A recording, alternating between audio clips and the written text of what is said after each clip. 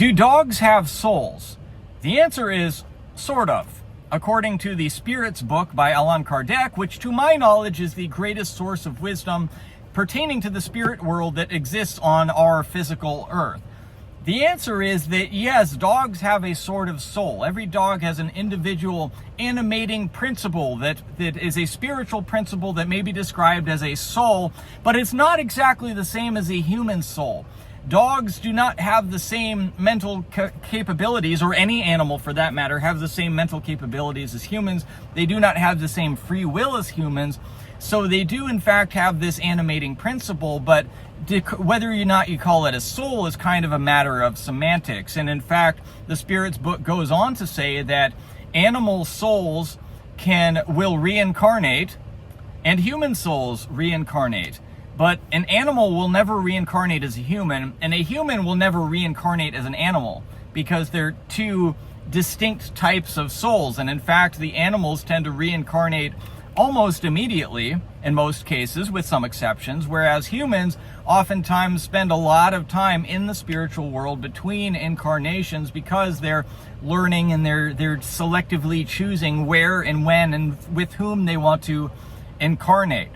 Now, that begs the question, since everything evolves, and again, this is according to the Spirits book and related literature, since everything is evolving and every organism is tending towards perfection, can an animal eventually evolve into a human or something like a human? And as far as I can tell, the answer to that is yes, but it takes a very, very long time, and the time frame during which that happens is hard to estimate. There is another book called Evolution in Two Worlds by Chico Xavier, which is a very interesting book, very dense, very difficult to read, that explains how this works, how evolution occurred. And it's very interesting because it offers another look at the theory of evolution. Because we have on one side, generally we have the atheistic theory of evolution, that evolution just happens by pure chance. And if you really think about that for a second, it doesn't make a whole lot of sense, especially when you think about complex systems. Like, my favorite example is sexual reproduction.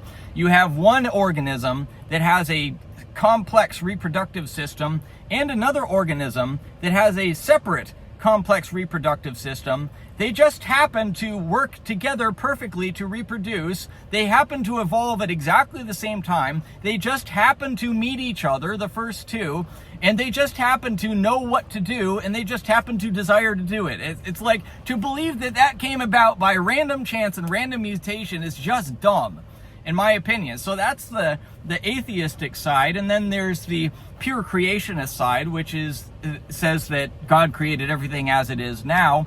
And then there's the kind of theistic evolution side, which says that, well, God created, or rather that evolution explains everything that evolution can explain, and then everything that evolution cannot explain, in terms of like sexual reproduction as an example, well, God just gave it a little push at that point. That's what the atheists deride as the God of the gaps hypothesis. It's like, we'll explain everything we can using materialistic atheistic evolution, and then whatever is impossible to explain using that framework, we'll just insert God into those gaps.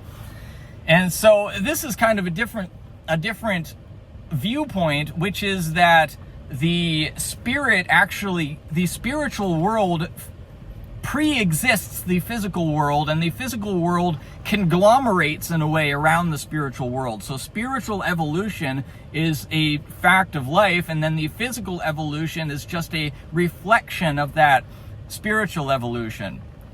So the upshot is that, yeah, eventually an animal spirit can evolve into a human spirit, or something similar to a human spirit, because if you dig deeper into this, you find that actually humans are not the only race that are equipped the way that we are. Like our particular level of evolution, there are other planets and other universes that have people or organisms with our level of evolution, and they may or may not look like us. They may or may not have the same bodies as us. So it's conceivable that a dog that evolves over however many years and reaches the point of becoming human-like might incarnate as a human, or might incarnate as something human-like that's not exactly human. So that's the long answer to the short question. Yes, they have souls, but there's a lot more nuance around that. I hope you enjoyed this video. If so, please give me a like, subscribe, and I'll see you in the next one.